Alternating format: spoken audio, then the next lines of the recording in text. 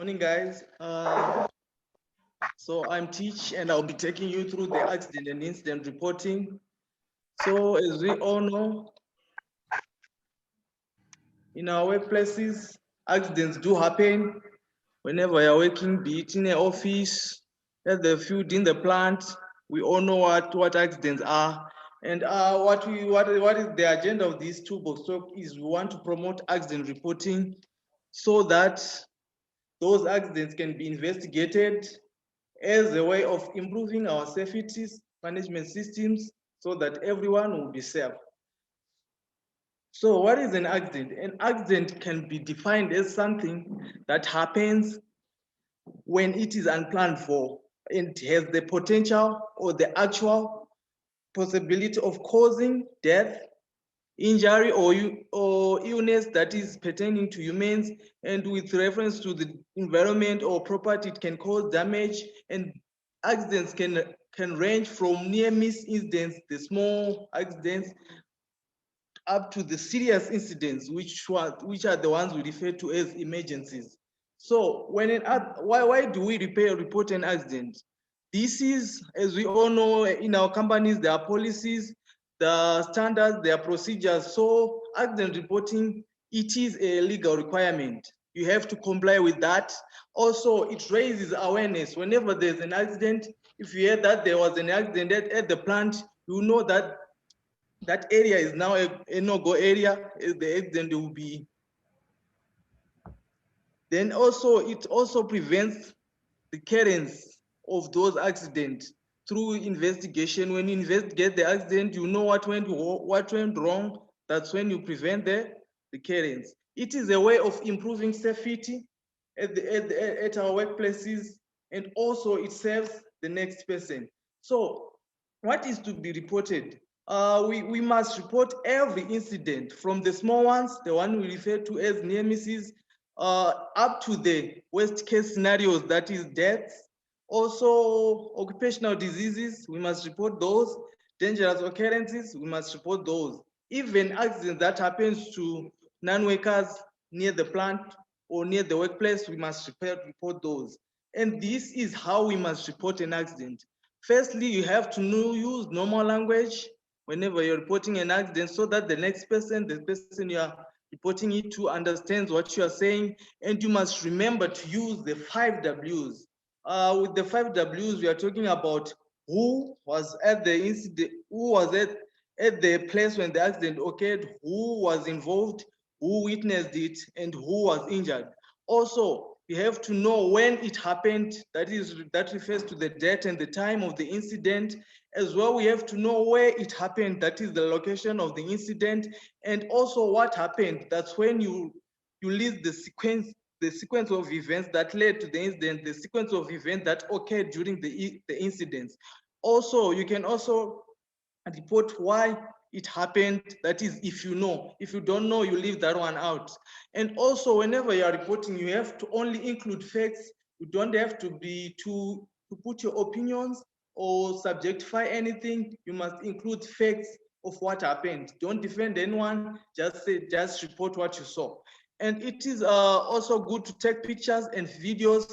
Those ones, they support the fact that you they have reported. And also, to add on to all this, you must be professional. That is, you don't subjectify anything or put any opinions, stick to the facts and be objective. And so what do we need to record these? First, what I to report all those things that I've been mentioning earlier, you have to have an incident report form. This is where you put all the names, answering those who's, all the deaths, and also that's where you describe what happened and to whom did it happen and how it happened. And that's where you state the injury details or the damage details. Also, if possible, you must take statements of the witnesses and photos, as I have mentioned. And to communicate all these reports to the next person, or maybe you were just a witness, you want to communicate it to the supervisors, to the SHE assistants, SHE practitioners. You can use so many tools. You can do it online. Nowadays, the world has gone digital. You can use it, or you can do it online. You can communicate verbally, or you can call, and also to communicate to the whole plant, to the whole company. Safety bulletin boards are another tool for that. That's where we list our SHE statistics. I guess everyone knows those. And also during our safety toolbox, like these ones, if there was an accident, we would have reported it to you guys so that you would know what had happened at the workplace. So yeah, that's it. That's all we have on accident reporting. I guess everyone has understood what it is, what needs to be done, and why it is to be done. So I'll leave this time to the audience so that you can give us your comments, your feedback, and any questions. Hello, guys. Anyone from the audience? Yes, Mr. Ranga. Thank you, Mr. Teach. I would like to pose a question to the audience on how we can improve on reporting the minor accidents, the ones that we call near misses. A lot of times people trip on stairs, drop printer cartridges. What can we do to conscientize our workers that they have to report everything, not what they deem to be a big accident? Thank you. Thank you, Mr. Ranga, for that. I guess everyone has heard the question. Mr. Ranga is asking what needs to be done so that we promote reporting of any type of incident, be it small or big. What can we do, guys? I guess we have someone who can answer that from the audience. Hello, guys. Hi. Yes, I'm the one with the name Y9 Prime. I forgot to edit my name, but my name is it's Maroa. It's okay, sir. Yes, I think we should also to address the question. We should try to strive and improve our communications. By communications, I mean informal communication. Most of the times, it's all about organizational culture. The culture needs to be there, and people need to be told, and also encouraged to report the minor accidents, because people have got a tendency of putting a blame culture. So once people feel blamed or don't want to be associated with blame for this accident or maybe for these minor incidences, they will tend not to report these things. So it's usually encouraged to improve people's culture, their safety culture and their perspective, that reporting these minor incidences will also help improve the safety system as a whole, as we can best improve and best come up with strategies to improve such systems and also to avoid these near misses.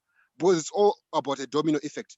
First example, it's always a near miss, a near miss, a near miss, until actually someone dies or until it's something serious. So when it comes to safety, sometimes near misses seem to be little things or things that can easily be ignored, but there are signs there of potential danger and great damage and harm to people. So it's all about improving the culture and also reducing the aspect of blame. That needs to be encouraged. Yeah. Okay, thank you, sir. Thank you for that contribution. Mr. Mpunga, you have something? Yes, no, thank you, Teach, for running, for presenting the toolbox talk. It's always an interesting thing when it comes to reporting of incidents. You know, once in a while, you know, you can have a silly incident, and sometimes it can be embarrassing to, you know, to go and report. You know, particularly, I'll give you an example. The other day, I tripped and literally fell over. So now, in some workplaces, you find that it may be, you know, you can be embarrassed to present your case, and especially when everyone hears about it, then they say, "Ah, look, this guy, he fell over." So we need to encourage each other, as the previous speaker mentioned, that, you know, it's okay. Every incident is an important incident, because eventually those little things that we keep to ourselves, you find that sometimes many people walk over the same spot and they all trip over. But because we're embarrassed or we don't have a culture of accommodating even what are considered the silly incidents, they continue to happen until something more serious happens. So thank you. Thank you, Mr. Mpunga, for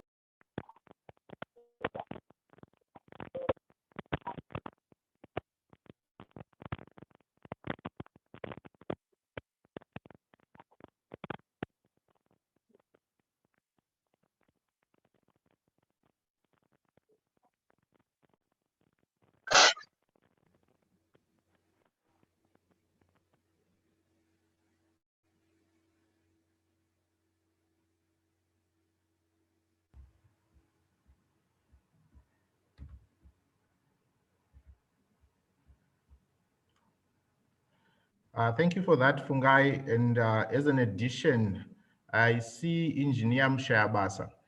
Thank you for attending. During my internship with ZETDC, they ran a culture change program for which I realized they were breaking barriers between management and the shop floor worker, such that the manager does not look like a lion trying to eat a little grass.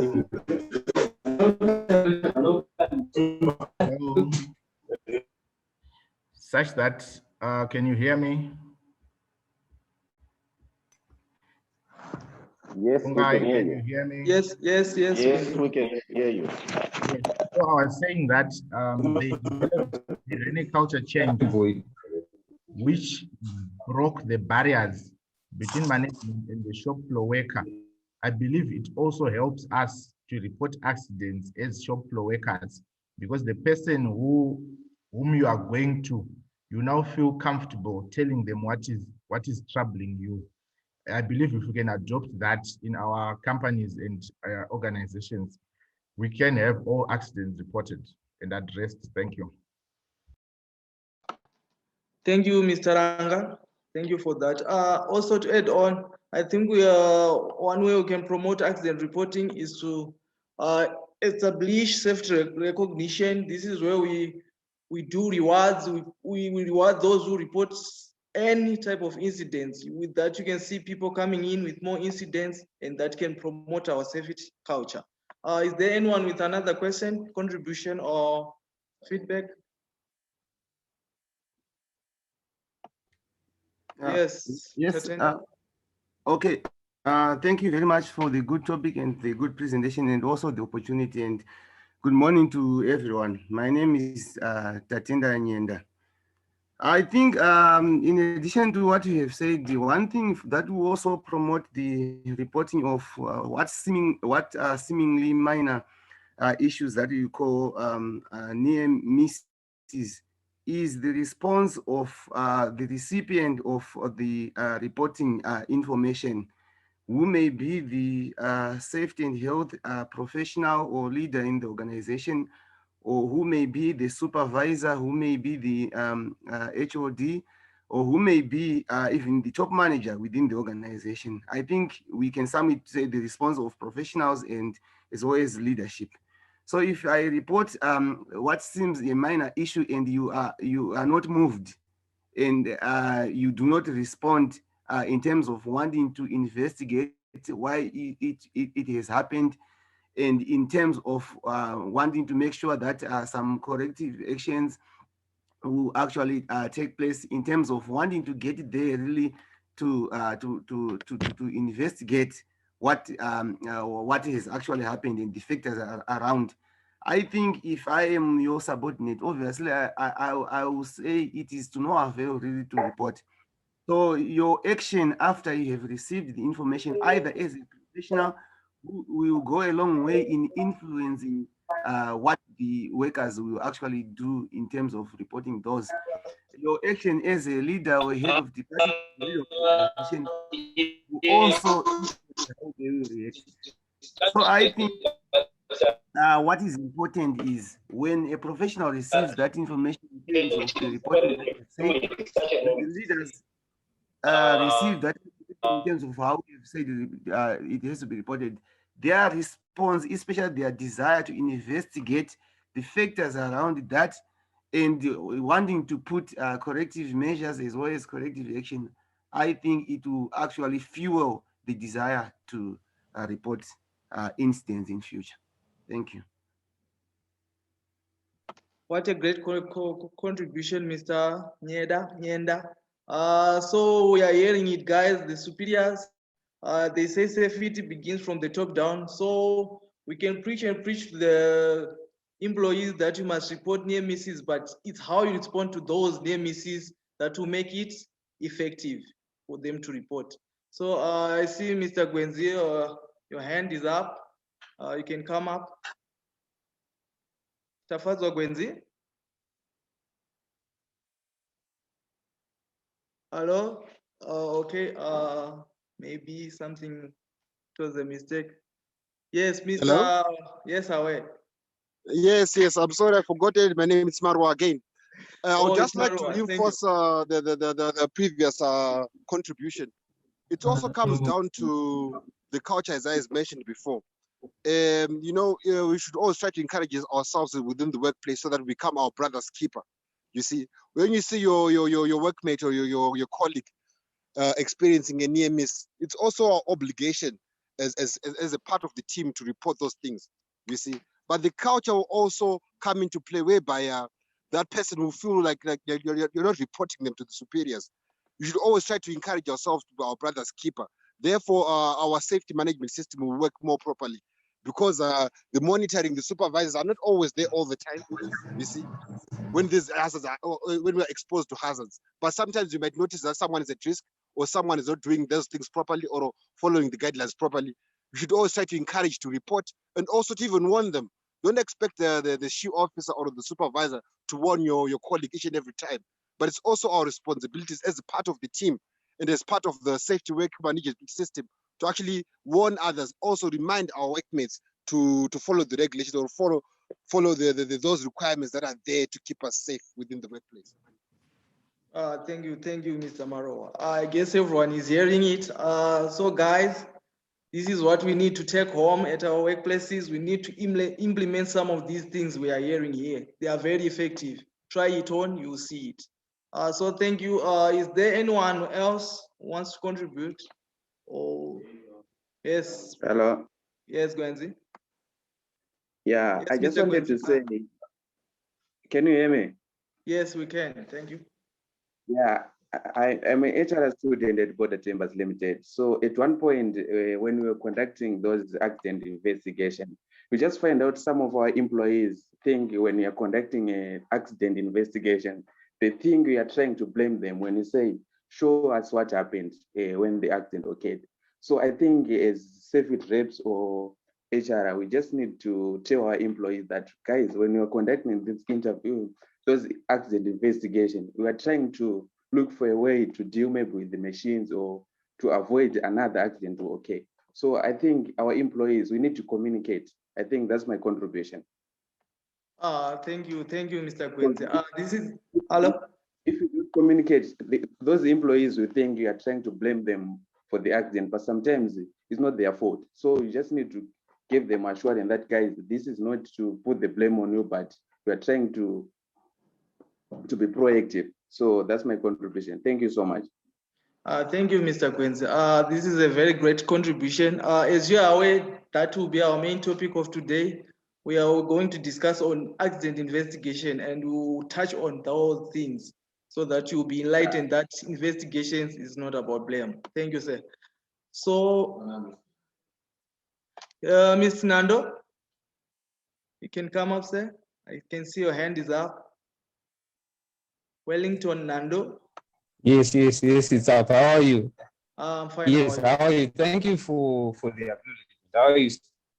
I'm fine. My name is Wellington Nando. I'm an engineer at ZFC, and my contribution or my general view is that it's the culture is the same. I think throughout most industries, when people conduct accident investigations, shop floor workers tend to think that it's some sort of witch hunt, but it's a cultural problem that emanated, I think, from way back when accident investigations will actually get 1 or 2 people fired. It was never in the context of continuous improvement, of which I think is one of the roots or stems for this whole for conducting an accident investigation. So I believe I heard one contributor said that it's a matter of it's an issue of culture, and I tend to agree with that. But you have to instill a sort of culture that will not expose shop floor workers to victimizations of sorts. I think that's my 2 cents on it. Okay, thank you, Mr. Nando. Thank you for that. Thank you, everyone, for your contribution. So that's it for our Toolbox talk.